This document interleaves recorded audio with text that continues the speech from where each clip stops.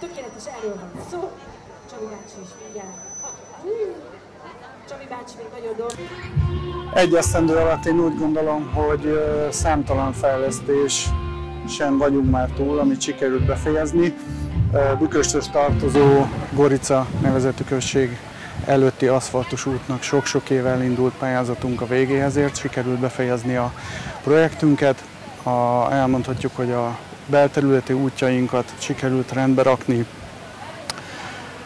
2 olyan projektünk van, ami úgy néz ki, hogy a támogatói okirat már aláírásra került. Az egyik a jövőben a sportcsarnokunknak a felújítása, a másik pedig a Magyar Falu Program keretében egy járda, ahol a településünkön a járdáinkat tudjuk egy kicsit renoválni belőle.